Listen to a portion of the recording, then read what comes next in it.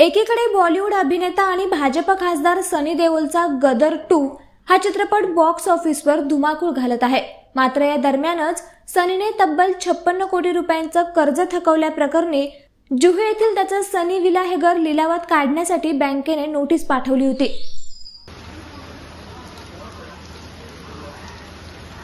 याबाबत वृत्तपत्रांमधून जाहिरात देखील देण्यात आली होती। त्यानंतर एकाच चर्चेला उधाण आलं होतं।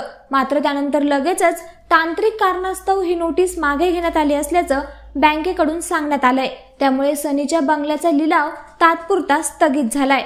दरम्यान सनी देओलच्या या बंगल्याचे काही व्हिडिओ समोर आले आहेत।